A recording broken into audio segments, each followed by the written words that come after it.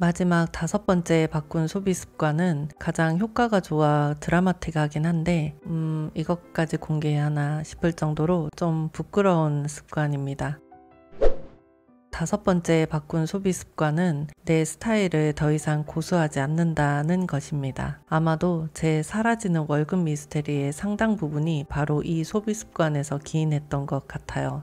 지금은 그냥 평범한 중년 아줌마이지만 불과 몇 년 전까지만 해도 마이 스타일을 상당히 중요하게 생각하는 엣지 있는 여자였거든요. 나는 이런 사람이야. 이게 내 스타일이고 나 원래 이래. 이런 걸 보여주고자 했던 뭐랄까요? 품위 유지비? 스타일 유지비? 그런 게 많았던 것 같아요. 말하고 보니 좀 부끄럽네요. 화려한 옷, 반짝이는 네일 관리, 뮤지컬 관람 등 문화생활 유지비는 물론이고 1년에 한 번은 홈파티를 그럴싸하게 열었고 남산 아뜰리에, 청담동, 압구정 등에서 열리는 나름 잘 나간다는 사람들이 참석하는 파티나 모임도 쫓아다녔습니다.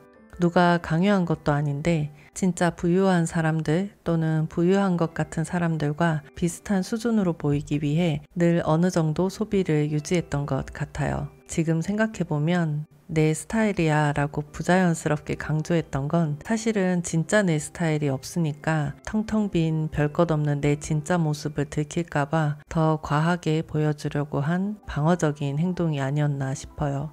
불안했던 거죠. 그 불안함과 불온전함을 가리고 싶었던 것이고 나 이런 사람이야, 나 이 정도 되는 사람이야 라는 가면으로 말이죠. 이 가면을 인지하지도 못했으니 벗을 생각도 못하고 살았어요.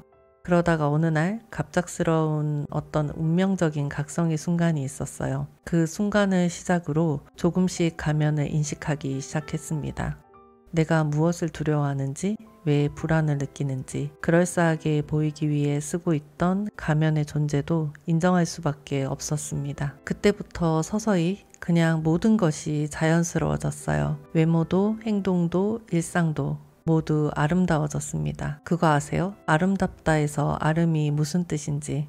아름의 본래 뜻은 나라고 해요. 그래서 아름답다라는 뜻은 나답다라는 뜻이 되는 거죠. 정말 참 의미 있고 아름다운 말이죠. 아름답다라는 말이요. 그렇게 저는 그때부터 자연스럽게 아름다워졌습니다. 시골 생활하면서부터는 더 아름다워진 것 같아요. 한산한 시골 마을 강둑에서 바라보는 붉은 노을에 감탄하고 땀 흘려 밭에서 수확한 토마토, 오이, 당근으로 준비한 소박하고 못생긴 저녁 식사가 고맙기도 합니다. 그럴싸한 브런치와 멋들어진 파티, 모임이 없어도 참 충만하고 행복합니다. 그냥 지금 내가 사는 모습 그대로를 사는 것이고 누구에게 보여주는 상황이 생긴다 한들 내 삶이 단단하고 충분하니 내 스타일 보여주겠다고 소비하던 비용 없이도 그 자체에서 품이라는 것이 자연스럽게 흘러나오는 것 같아요. 예전에 저는 돈을 이야기하는 것을 천박하다고 생각했습니다. 부자가 되겠다는 생각은 입 밖으로 내면 안 되는 금기어 같은 것이었죠. 돈이 없어 불안하면서도 돈이 있는 것 같은 스타일을 고수했어요. 아이러니하게도 이 악순환적인 사고와 행동 때문에 돈에 대한 불안이 더 커지는데도 말이에요. 하지만 마이 스타일 가면을 벗으면서 그러니까 정신개조가 되면서부터는 돈을 정면으로 응시할 수 있게 되었습니다.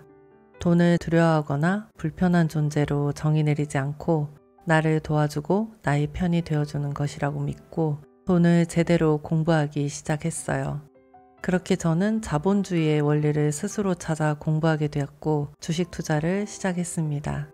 주식 투자를 하며 마이너스였던 자산이 플러스가 되고 배당주를 통해 월 수입이 늘어나면서 근로소득이 아닌 자동으로 생기는 수입으로 심리적 안정감도 맛보고 있습니다. 이제는 마이 스타일이라는 것 자체가 없어졌어요. 굳이 뭔가를 드러내고 증명하고 싶은 욕구도 사라졌고요. 정리하고 보니 소비 습관으로 시작된 것이 한 사람의 인생을 이렇게도 바꾸었네요. 놀라운 변화입니다. 불과 4, 5년 만에. 지금 저는 이전보다는 훨씬 작은 거의 2배 이상의 작은 집에 살고 있어요. 물론 지방 발령으로 급히 집을 구해서이기도 하지만 전혀 불만 없습니다. 오히려 지금 이 작은 집이 제가 살기 딱 좋은 구조와 사이즈 같아요. 예전 집에 살 때는 왜 몰랐을까요?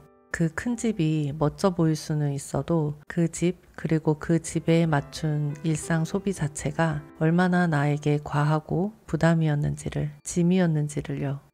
흠뻑 빠져 있다 보면, 그러니까 그냥 살던 대로 살다 보면 무엇이 종국에는 나에게 좋은 것이고 무엇이 짐이 되는지, 무엇을 유지해야 하고 무엇을 바꾸어야 하는지 제대로 인지하지 못하는 것 같아요. 저는 소비 습관으로 시작된 정신개조를 한번 하고 난 뒤부터는 습관적으로 메타인지를 가동시킵니다. 돌아보고 점검하는 메타인지요. 지금 내가 인지하지 못하는 과한 것은 없는지, 버려야 할 것은 없는지, 물건이든 사람과의 인연이든 그 무엇이든지요.